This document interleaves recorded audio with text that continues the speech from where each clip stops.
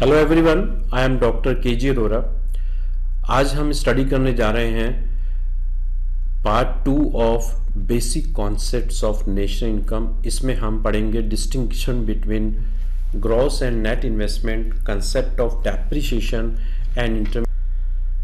Let us start with meaning of investment. Investment is the addition in capital stock. For example, in 31st March, on 31st March 2020,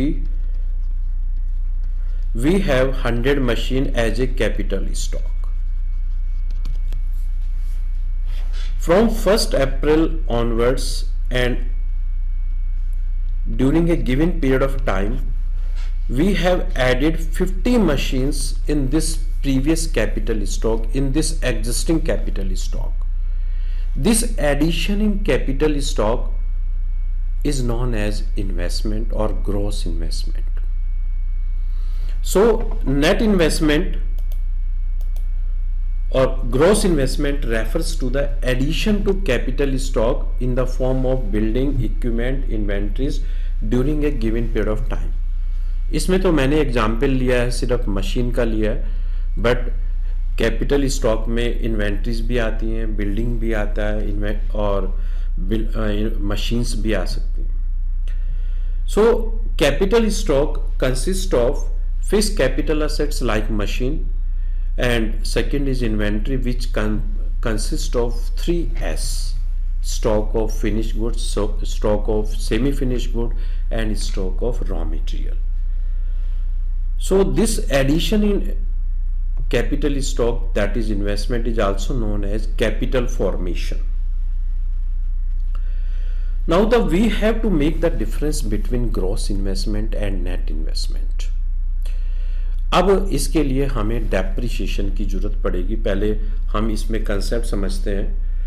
सो अभी मैंने example लिया था कि 100 machines we have as a capital stock on 31st March 2020.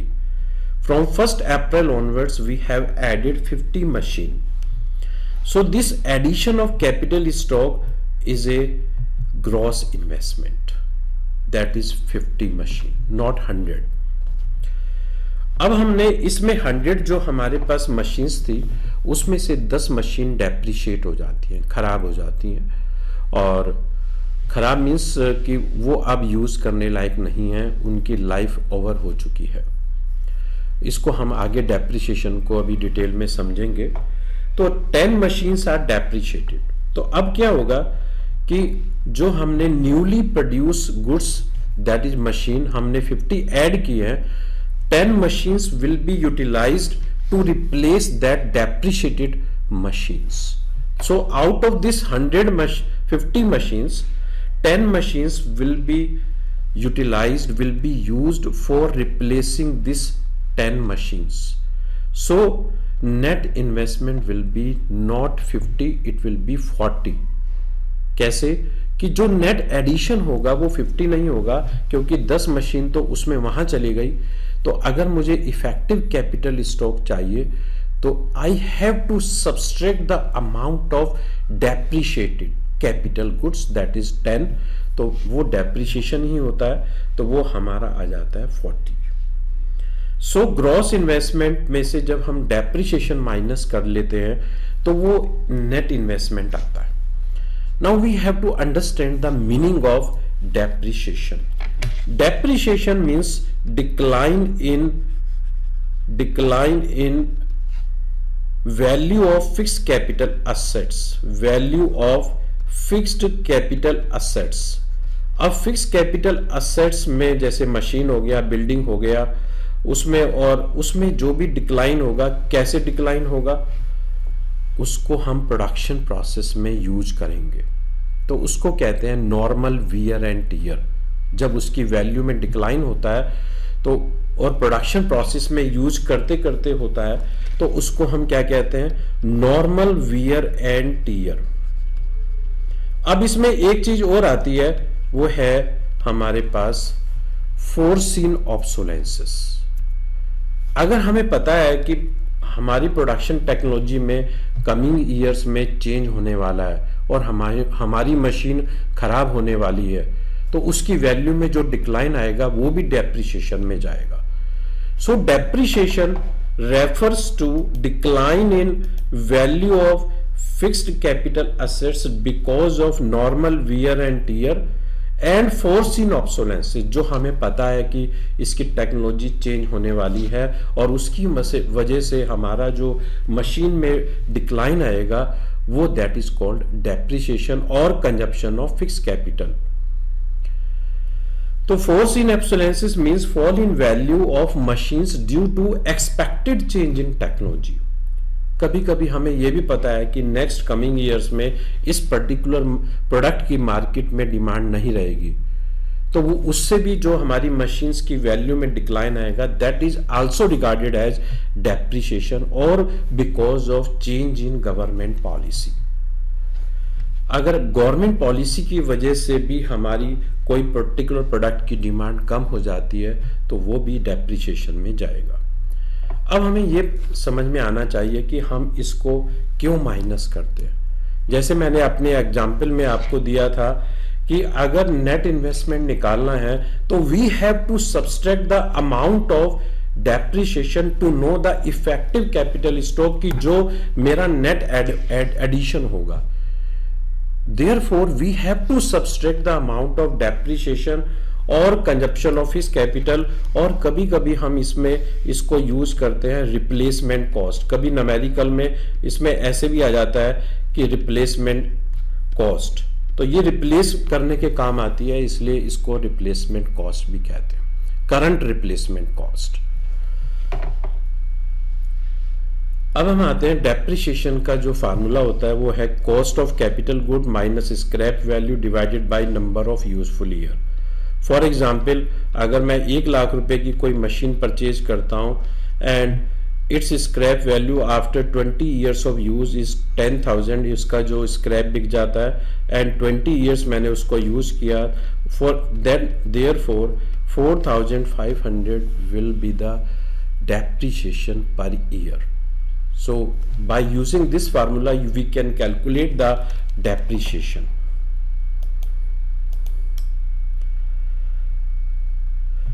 It means अब जब हम gross में से डेप्रिसिएशन माइनस कर देते हैं then we will get the net.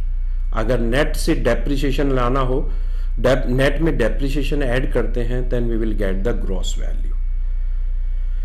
अब हमें यहां पर एक टर्म और समझनी है, capital loss.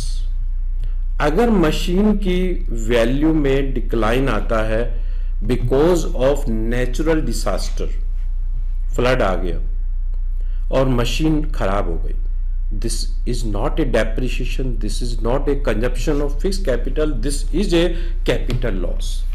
So when value of fixed capital falls due to unforeseen obsolescences, जिसमें हमें ये नहीं पता होता कि कोई टेक्नोलॉजी अभी चेंज होने वाली है और चेंज हो जाए एकदम से और हमारी मशीन खराब हो जाए, वो यूज करने लायक ना रहे, तो वो हो जाती है कैपिटल लॉस। और due to natural calamities like floods, earthquake, due to thefts, it is called capital loss.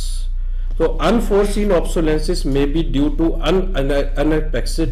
Unexpected change in technology और मार्केट कंडीशंस और गवर्नमेंट पॉलिसीज। एकदम से गवर्नमेंट पॉलिसी चेंज कर दे और वो हमारी मशीन काम करने लायक ना रहे, यानी कि उसका प्रोडक्ट मार्केट में नहीं बिके, तो it will be a capital loss. अब now the question is why amount of depreciation is deducted from gross investment to get net investment. मैंने भी बताया था, to know the effective capital stock. So a part of capital goods produced of this year goes for replacing depreciated capital is not an addition to the capital stock. तो जो हमारी 50 machine हमने example में ली थी, वो जो 10 machine है वो एडिशन नहीं है, वो तो रिप्लेसमेंट करने के काम आया है, इसलिए इट्स वैल्यू दैट मीन्स जो डेप्रिसिएशन होता है, its value needs to be subtracted from gross investment to get the net investment. So net investment is equals to gross investment minus depreciation. अब ये नेट इन्वेस्टमेंट पॉजिटिव भी हो सकता है, negative भी हो सकता है, जीरो भी हो सकता है, depends on gross investment and depreciation. For example, अब हमने एग्जाम्पल में लिया था कि ग्रॉस इन्वेस्टमेंट था हमारा 50 और डेप्रिसिएशन था 10, तो positive 40 is the net investment. So net investment in our example is positive, so it will raise our productive capacity. But if depreciation अगर ये 10 नहीं हो जाता और सपोज कीजिए ये 60 हो जाता, तो gross investment that is 50 minus 60 it will be negative. So in that case, when depreciation is more than gross investment, then net investment will be negative and it will decline our productivity. On the other hand, if gross investment and depreciation are equal, that means net investment will be zero and there will be no change in productive capacity, that will remain the same. So new addition of capital good is gross investment, net addition of capital good is net investment, and net investment depends on gross investment and amount of depreciation.